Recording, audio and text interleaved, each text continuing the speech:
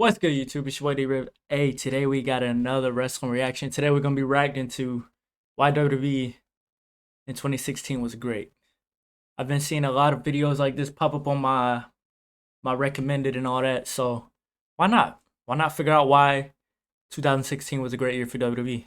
Let's see what they got to say. First time across channel, make sure I go ahead and hit that thumbs up, show me like this kind of content, and also subscribe because I'm almost at 3,000. I won't be able to get there without you. Hey man, without further ado, let's get into this. Year that many fans regarded as a golden year in the modern WWE era, because the WWE changed up their whole formula and ran with it. After 4 years, when both shows got fused together in 2012, the WWE roster has been split again, and Raw and SmackDown have gotten their own identities, their own style, their own rosters, and their own GMs. I wish so many fans at that time of the product had, since they got tired of the old formula from the past years. Not only that, but the roster itself changed up in a big way, and to a point where it was just exciting to watch and compare each shows against one another, and because they had something for everybody to enjoy. But let me start from the beginning. Yeah, do that, because I don't know what she's talking about right now. 2015 was a year in which WWE basically went, look at our new favorite toy called Roman Reigns. This will be the guy who you all will like and cheer for, because that is what we want. And the fans were like, nah, we prefer Daniel Bryan. And so Yeah? WWE made Sounds about sure right. that Daniel Bryan was not headlining WrestleMania, and put the most hated guy of the roster as a face in the main event of WrestleMania 31 against Brock Lesnar for the WWE World Heavyweight Championship. Hey yo, what the fuck? Safe to say that WWE had to save themselves from a catastrophic event and made the best decision they could have done by creating the best Money in the Bank cash-in history, the heist of the century. Roman Reigns from that point on was taking a step back, but the damage has already been done. Nobody, and I mean nobody, wanted to see him near the title picture again, but when Seth Rollins got injured in November at a house show match, WWE had to declare a new world champion. They held a tournament at that year's Survivor Series, and guess who was in the finals? Roman Reigns versus his good friend and former Shield mate Dean Ambrose. And WWE actually did it. They put the title on Roman like it's the biggest win in WWE history, like he was the biggest underdog ever, and even enhanced that trope by letting Sheamus cash in on Roman, so Roman can be champion at the start of 2016. The Royal Rumble of 2016 was built like 1992, because the winner wouldn't only be in the main event of WrestleMania 32, but also the WWE World Champion. Reigns started as number one to make him even look stronger when he lasted near to the end, and the question was, who's gonna win it? Will it be Brock? Will it be Ambrose to make it an actually interesting story, as he was clearly more over than Reigns? Oh my god! Nope, here comes the game, and everyone was on fire, and they knew, we all knew, the game was gonna win the Rumble, and so he did. Which led to the most obvious WrestleMania main event in history. And the worst part is, WWE could have still saved it, although their options were low because of a high injury list. WWE had the chance to mix things up at Roadblock when Ambrose challenged for the WWE title against Triple H, and he almost won it. They swerved the hell out of it because everyone and their moms wanted to see that. And so they didn't pull the trigger and gave us the most boring WrestleMania main event in history after a 6-hour show. Reigns was champion, and everyone knew he wasn't going to drop the title and bore the hell out of it. Enter AJ Styles. I remember this. I remember him, his debut. Mr. TNA, former IWGP champion, Bullet Club leader, the phenomenal one, actually made it to the WWE. The hype was beyond measurable after the Royal Rumble. Everybody loved it. His debut is still considered as one of the best in the company's history, if the camera wouldn't have been focused on Roman staring to the ramp. You fucking idiot, Kevin Dunn. Go eat a fucking carrot. AJ Styles was the first big change for WWE in What in the world? 2016. Everyone wanted to see dream matches, and boy were they gonna deliver them. Styles showed why he was a star and why 2016 was gonna be his year, like his life depended on it. But later on that, because Styles wasn't the only MVP to shine. His matches against Roman for the title were great, but it would be the return of Seth Rollins that would make 2016 the year that it was. Seth Rollins returned with a banger! A banger! And instantly thrived in his heel / tweener persona and actually did the unthinkable, and he won the WWE title from Roman Reigns at Money in the Bank. Only to lose it against former Shield member, former brother and bitter nemesis Dean Ambrose in a cash-in. How ironic. All while that happened, a heel AJ Styles faced off against John Cena and brought out the best out of Styles and of John Cena, of course. And while that was happening as well, WWE announced the return of the brand split, the thing that everyone at the time was demanding. I think they talking about bringing that back. I think they was talking about having another draft. I don't know. I might be tripping.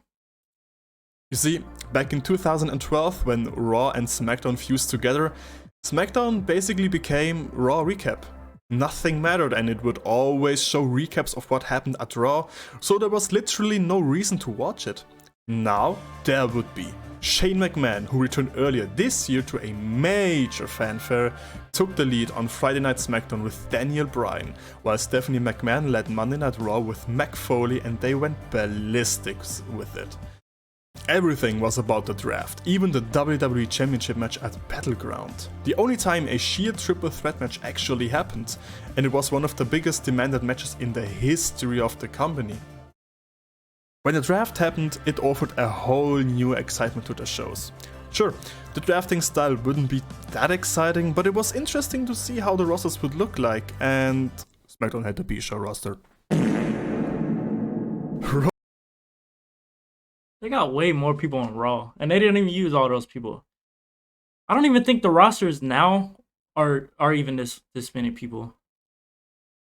I really don't think it's this many people in the WWE right now. I'm not talking about NXT, because I know NXT got a lot of people too. But I feel like, is anybody else tired of seeing freaking, what is it, American Alpha? Or whatever their name is, Alpha Academy or whatever? I'm tired of seeing them. I'm tired of seeing Otis. I'm tired of seeing Otis, bro. I'm really tired of seeing him. They are on every Monday Night Raw since Triple H took over. I'm tired of seeing them, bro. I'm tired of them. Give us somebody else, bro. Raw after the draft had all the bigger names and the bigger roster because of its third hour, including... Maybe it was because the Street Profits were taking a break or whatever they were doing. Maybe that's the reason. Because Street Profits are back now. But I'm still tired of seeing them, bro. And I'm also tired. I'm going to SmackDown now. I'm tired of Bray Wyatt not, like, I like him talking and stuff. I'm ready to see him fight, bro. Is anybody else ready to see Bray Wyatt fight? I'm ready to see him fight, man. I'm tired of the interviews. Every week since he came, bro, he's done nothing but talk. I mean, I at least want to see him in at least one match, bro. At least one. I don't even care if it's a squash match. I don't care. I'm just tired of seeing him stand in the ring, talk, and then here comes Uncle Howdy. I'm just tired of seeing that, bro. I don't know how y'all feel about it. Let me know how y'all feel about it. But me personally, I'm getting tired of it, bro.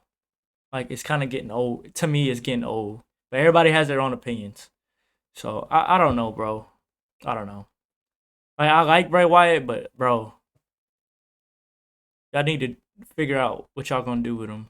Like, I know y'all starting to now figure out what y'all gonna do with LA Knight and all that kind of stuff, but come on, bro. A whole division just for themselves, the Cruiserweight division. Plus, they announced a whole new World Championship to add more excitement, and believe me, the hype was real. So many rumors and apparent leaks were floating.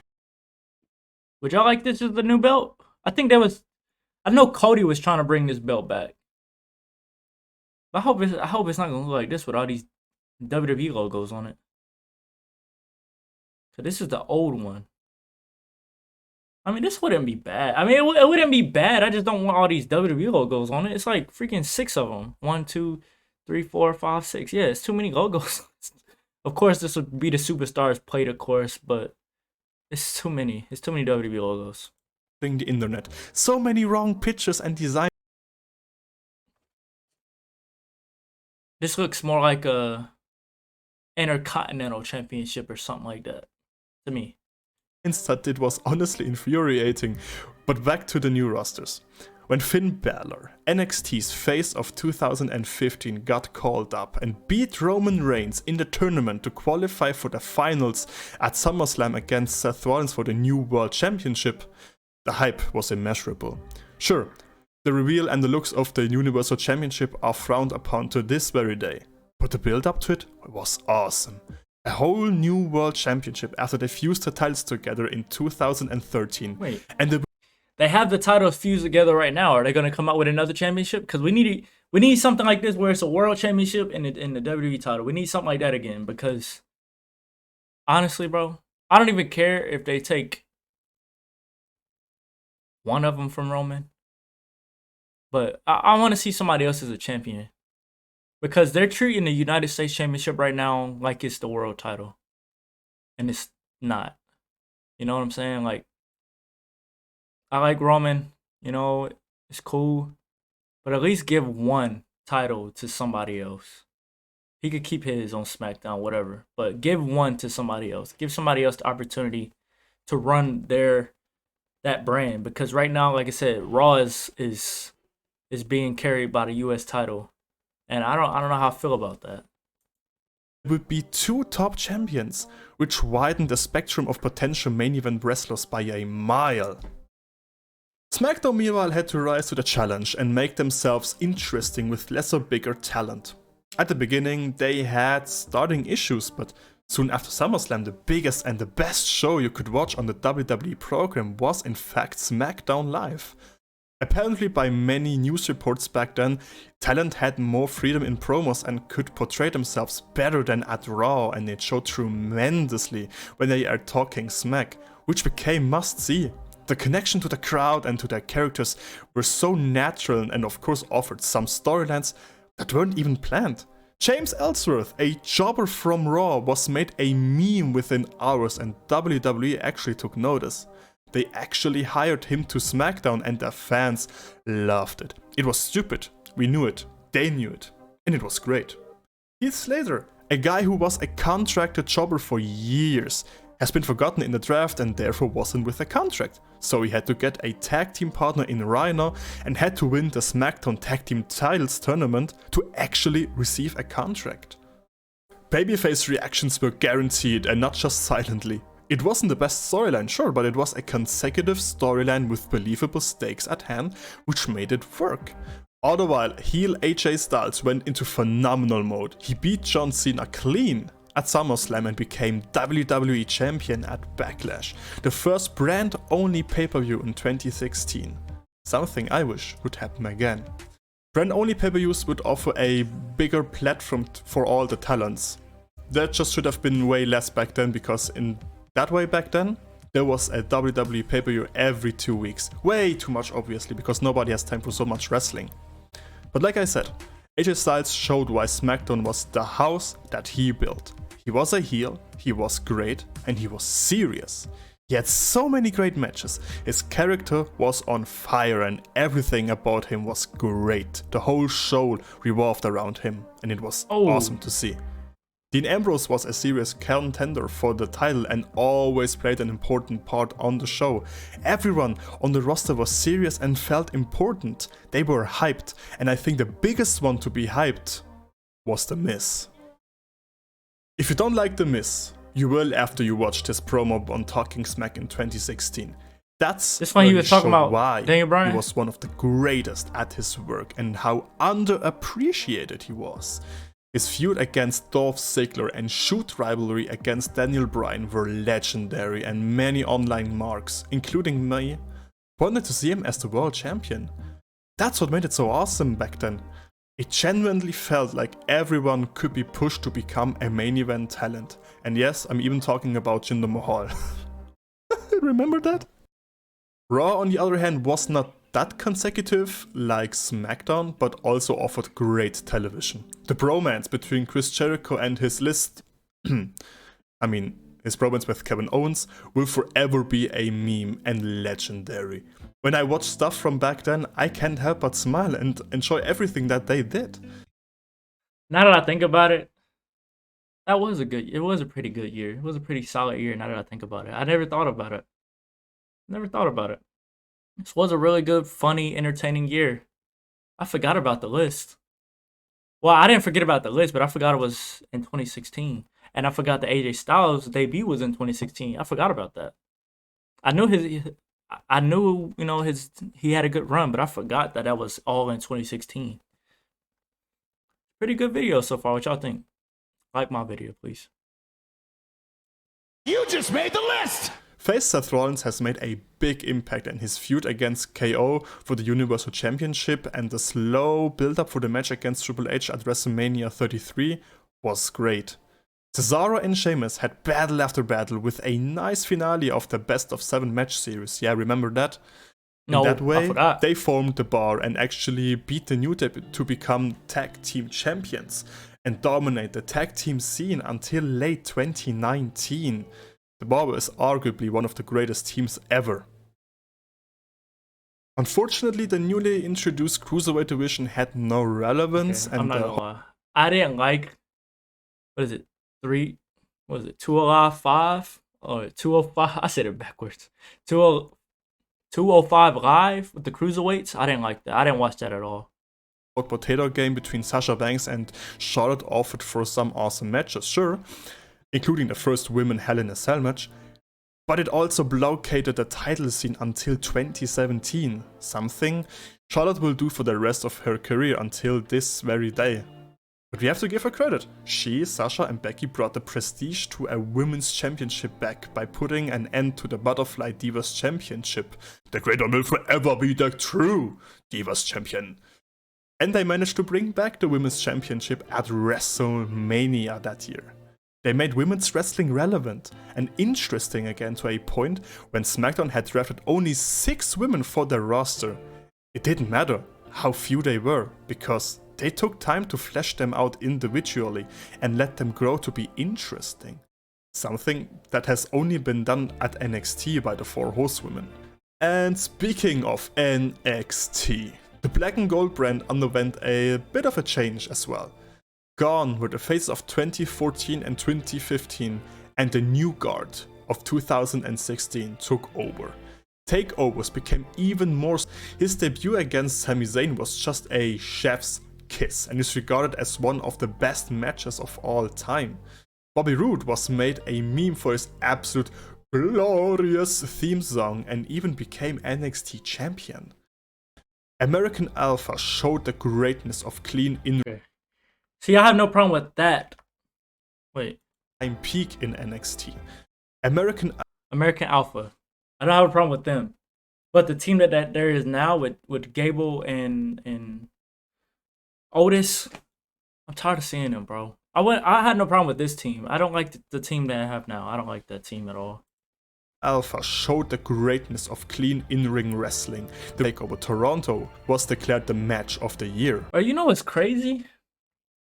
Almost everybody that they just showed that was in NXT is in the main roster right now.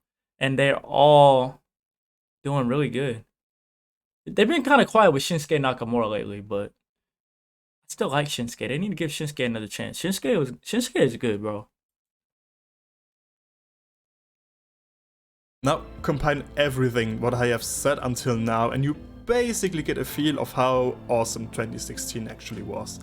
It was refreshing and exciting to see. All patterns were changed, looks changed, booking changed. It was a great time, and sure, not everything was great, but the good overweighed the bad by a mile, especially in the second half of the year. The potential the end of 2016 had was so high, it made 2017 even worse with how many opportunities WWE wasted in the incoming years even. The freshness and excitement of 2016 hasn't been matched since, not even now when Triple H has taken over, and believe me, that means something. I No, made a list of some of no. See, I was agreeing with everything you said, but now I don't. Now I don't. Now I don't. Triple H is literally making history right now. They just had the highest Survivor Series ratings ever. What are you talking about right now, bro? I was with you until you said that, bro. I've been watching every week since Triple H took over. Before, I can't say that because I was on and off because it got good and sometimes it was really boring. But I mean, lately it's I mean, well, I've been watching it a lot, but it's starting to the boring is starting to come back just a little bit, but it's a lot more interesting than what it was because I had stopped watching it, and Vince had to cancel a couple pay-per-views and stuff because they didn't get sales. I mean, a lot of shows were not even close to selling out, and that's including Raw and SmackDown. I went to a Raw before Triple H took over, and half of the arena was full and half of it wasn't. But now there's sellout arenas almost every week. So what are you talking about, bro? You can literally see, you can tell when the crowd is not a lot of people because the camera won't show the left side. They won't show that side because that's the side with the hard camera, of course. But they're not gonna show that side when it's not a lot of people there because they're always gonna leave that side empty. And they're gonna make everybody go to the side that's on the screen. That side is full. Well, this side is full. This side is empty. If they show this side, that means they have a lot of people there actually. But if they ain't gonna show this side at all, they literally don't show that side at all. It's nobody there. So just know that. Remember that, y'all. Cause I'm telling you, that's how they are. They try to do camera tricks. They literally made all of us go on the same side, which is the side that the camera was on. The camera was facing. It was like the camera's here, all of us was right here. To make it look like it was a lot of people.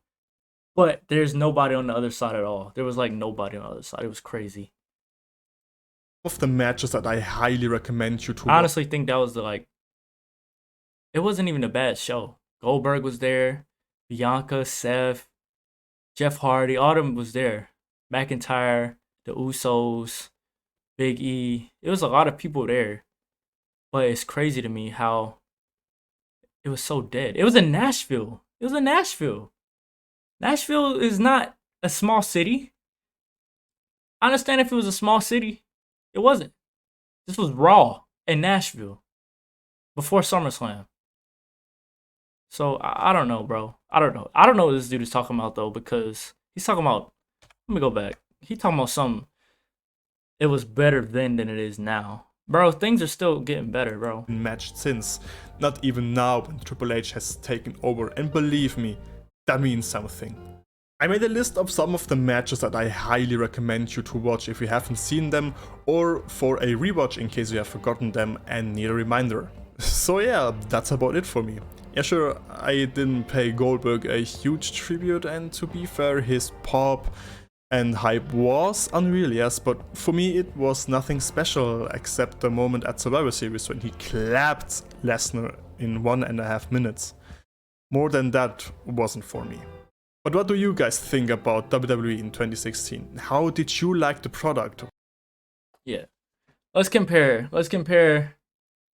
We're gonna use the whole 2022 because there's no more pay-per-views for the rest of 2022. 2016 versus 2022. Which one y'all got? I want to know in the comments. Let me know in the comments. You can have your argument there in the comments if you want. 2016, 2022. I'm gonna go with overall because we had Cody return, Triple H took over, and they just been. Clash of the Castle was amazing. Like I don't know, bro. I don't know. I'm gonna go with 2022, bro. Compared to 2016. 2016 was good, but I'm gonna go with 2022. This year finished off pretty good. Really strong. I wish they had another pay-per-view for December, but they're not. But it is what it is. Just know the Royal Rumble is gonna be crazy. Next year it might be the best year. Next year is gonna be crazy. Cody should be back. Randy should be back. Charlotte is definitely going to be back. Sasha Banks might come back. I mean, I think 2023 is going to be crazy. It might be the best year. So, hey, let me know what y'all think in the comments. 2016 or 2022. Let me know in the comments. Hey, man. Like this video, subscribe if you're new. It's your boy D-Ray, man. I'm out.